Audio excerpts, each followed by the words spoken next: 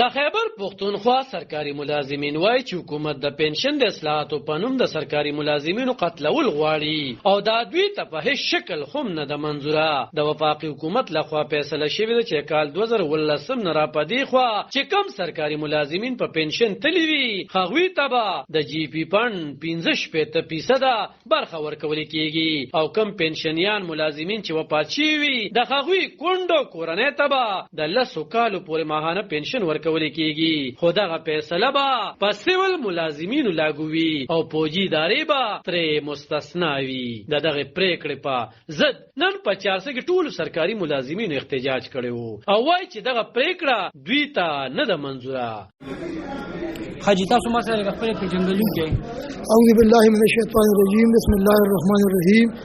زمان نوم ارشد خان تورنګزی دی، صوبایي صدر ابقا ملک خالد ګروپو.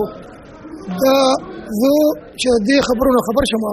چې د پنشن اصلاحات په نوم باندې چې د خدای لپاره کې خو خواري که ملازمینو لکه د ما خپل 38 سال سروس تقریبا ما برابر کړو او په لږو تنخواګانو باندې مطلب دا چې په ورسک کې به ما په 560 روپیا باندې نوکري کوله. اوس چې کوم دی موږ یو پټې دغه ته رالو زموږ بچري سبقونه ویو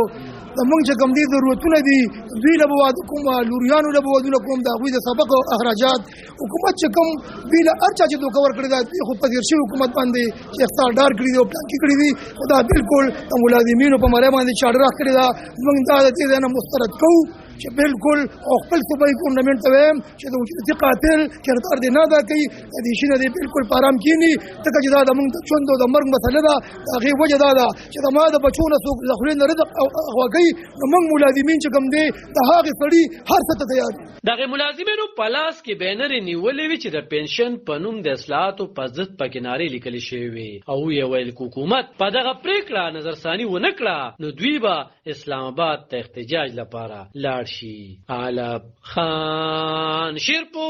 دلبر نیوز 400